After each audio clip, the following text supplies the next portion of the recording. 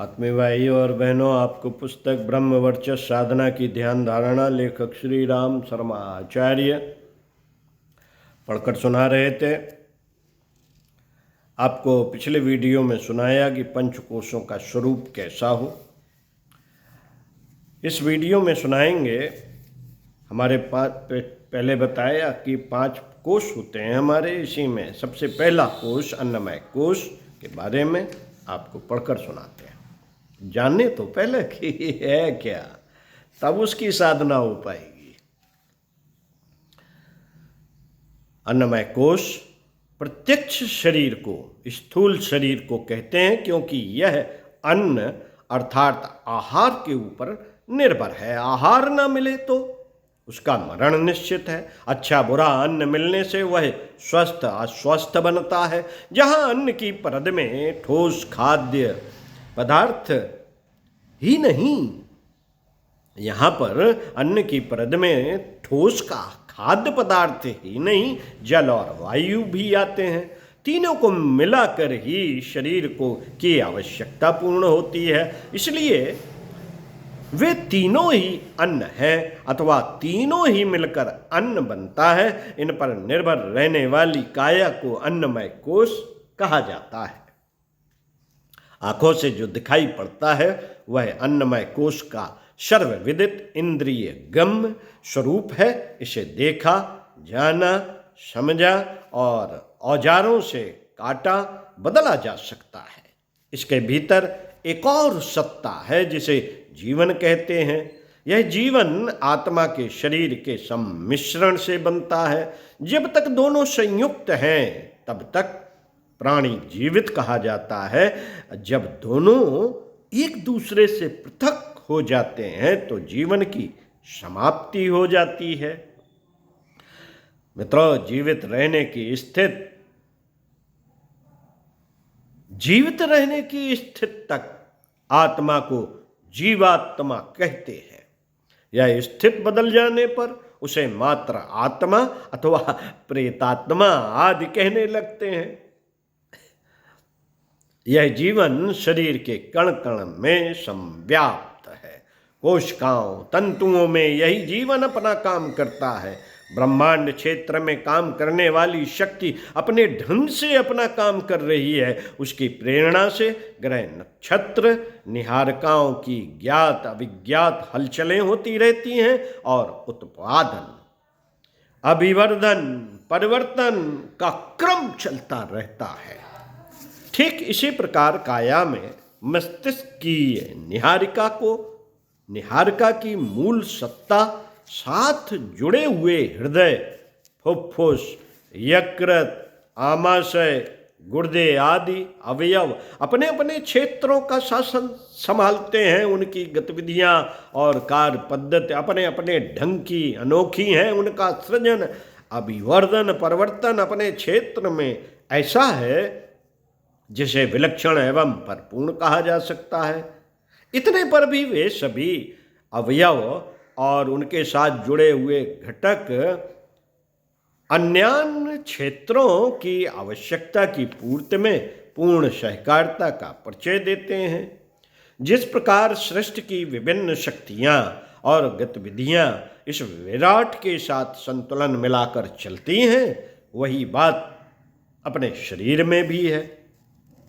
Ecology संतुलन विज्ञान के आधार पर जाना जा सकता है कि इस समूचे ब्रह्मांड की स्थिति कैसी विराट पुरुष के शरीर जैसी है। यहाँ जो कुछ है, जो कुछ हो रहा है, वह एक दूसरे का पूरक है। ठीक इसी प्रकार इस शरीर के अवयव और परमाणु सभी अपने अपने स्तर की गतिविधियां चलाते हुए भी समग्र शरीर की सुव्यवस्था में परिपूर्ण रूप से सहयोगी है। एटोनॉमी शरीर रचना का एक शास्त्र है। इस संरचना के कौशल को देखकर चकित रह जाना पड़ता है कि किसी कलाकार ने कितनी कुशलता और दूरदर्शिता के साथ इसे संजोया है और इसका प्रत्येक अंग अपने कार्य में कितना समर्थ एवं कितना कुशल है, इससे आगे का शास्त्र फिजियोलॉजी है।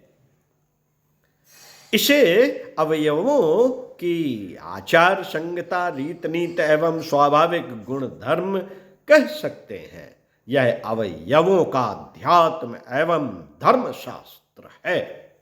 फिजियोलॉजी और एनाटॉमी दोनों का समन्वय ही शरीर शास्त्र के सामान्य ज्ञान की आवश्यकता पूरी करता है। शरीर का जितना परिचय यंत्रों की सहायता से समझा जा सकता है, उससे अधिक वह भाग है जो बुद्धिगम्य है। इसे काया का तत्व ज्ञान कह सकते हैं। इस कायिक तत्व ज्ञान द्वारा जिस सत्ता की विवेचना होती है उसे तत्व शरीर कह सकते हैं। काया को 5 तत्वों से विनिर्मित कहा जाता है। यह तात्विक सम्मिश्रण भी प्रत्यक्ष नहीं परोक्ष है। परोक्ष है, स्थूल नहीं सूक्ष्म है। इन सब रहस्यों पर विचार करने पर रहस्यमय काय सत्ता का अस्तित्व सामने आता है। इसे ही अन्नमय कोश कह सकते हैं। संक्षेप में अन्नमय कोश के 2 भाग किए जा सकते हैं, एक प्रत्यक्ष स्थूल, दूसरा परोक्ष सूक्ष्म। दोनों को मिलाकर ही एक पूर्ण काया बनती है। शरीर शास्त्र स्थूल है, अध्यात्म शास्त्र सूक्ष्म। साधना क्षेत्र में स्थूल का प्रयोग, उपयोग, परिशोधन एवं संतुलन भर के लिए होता है। यथा जैसे आसन, प्राणायाम, नेति, धौति, बस्ति, वज्रोली, कपालभाति, ब्रह्मचर्य, व्रत, उपवास, स्नान आदि की क्रियाएं अध्यात्म की परिधि में गिने जाने पर भी स्थूल शरीर के परिशोधन और संतुलन की आवश्यकता ही पूरी कर पाती है। मित्रों, इन क्रियाओं के पीछे जो दर्शन, प्रकाश एवं संकेत है, सूक्ष्म अध्यात्म के साथ उतना भाग ही जुड़ता है। अध्यात्म शास्त्र की उच्च भूमिकाएं वे हैं जो शरीर की अपेक्षा चेतन को अधिक प्रभावित करती हैं। पंचकोशों की चर्चा अध्यात्म शास्त्र के अंतर्गत आती है, वे शरीर शास्त्र से भिन्न है। अस्तु अन्नमय कोश को काय कलेवर के साथ जोड़ा तो जा सकता है, किंतु शरीर ही अन्नमय कोश है ऐसा नहीं कह सकते। अन्नमय कोश का स्थूल पात्र यह शरीर भी है, इतना कहकर ही संतोष करना पड़ेगा। पंचकोशों की ध्यान धारणा में जिस अन्नमय कोश का ऊहापोह किया गया है उसे जीवन शरीर कहना अधिक उपयुक्त होगा। जीवन सत्ता इंद्रिय गम्य है, वही बुद्धि गम्य है। यही है वह गहन सत्ता जिसके आहार विहार की अनुकूलता रहने पर भी शरीर अस्वस्थ रहता है और उपयुक्त चिकित्सा करने पर भी दुर्बलता एवं रुग्णता से छूट नहीं पाता। योगी लोगों का आहार विहार बहुत बार ऐसा देखा जाता है जिसे शरीर शास्त्र की दृष्टि से हानिकारक कहा जा सकता है, फिर भी वे निरोगी और दीर्घजीवी देखे जाते हैं। इसका कारण उनके जीवन शरीर का परिपुष्ट होना ही होता है। इतना परिपुष्ट जिसके ऊपर प्रकृति की विपरीत गतिविधियों का भी विशेष प्रभाव न पड़े।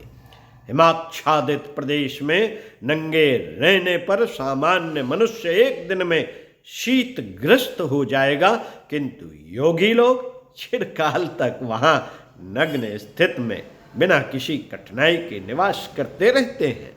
इसी प्रकार पूर्ति ऐसे घास पात से कर लेते हैं जो आहार शास्त्र की दृष्टि से अखाद्य एवं कुपोषण वर्ग का कहा जा सकता है।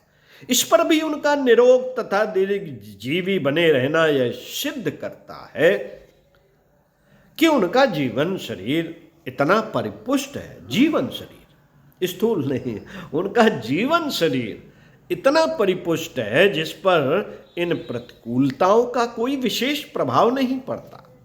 वस्तुतः अध्यात्म शास्त्र में इसी जीवन शरीर को प्रधान माना गया है और अन्नमय कोश के नाम से इसी की चर्चा की गई है। यों प्रत्यक्ष शरीर को भी उसकी परिधि से बाहर नहीं किया जा सकता। उपमा के रूप में दोनों को आत्मा और शरीर की तरह एक दूसरे का पूरक सहयोगी कहा जा सकता है। अन्नमय कोश की साधना में इसी सूक्ष्म भाग को, जीवन शरीर को जागृत, परिपुष्ट, प्रखर एवं परिष्कृत करने की विधि व्यवस्था है। इस प्रयास में जितनी सफलता मिलती है उसी अनुपात से शरीर इस योग्य बना रहता है कि आत्मिक उद्देश्यों की पूर्ति भली बात कर सके। अन्नमय कोश की साधना एवं ध्यान धारणा इसी उद्देश्य की पूर्ति के लिए की जाती है। ध्यान करें अन्नमय कोश का। स्थूल शरीर, छोटे बड़े अंग, नसों, नाड़ियों, मांसपेशियों का जाल, यह सभी छोटी छोटी जीव कोशिकाओं से बने हुए हैं। हर कोशिका एक स्वतंत्र इकाई है। उनकी अपनी अपनी सामर्थ्य, गुण, स्वभाव, हर इकाई को दिव्य सत्ता से प्रभावित करने की संकल्प युक्त तैयारी। इनका केंद्र नाभ, हर अंग का उससे सूक्ष्म संबंध, नाभि में दिव्य प्रकाश की भंवर जैसी शक्ति। ओम शांति। मिलते हैं अगले वीडियो में। सविता अवतरण का ध्यान, दिव्य प्रकाश की भंवर जैसी शक्ति, सविता अवतरण का ध्यान अगले वीडियो में। ओम शांति।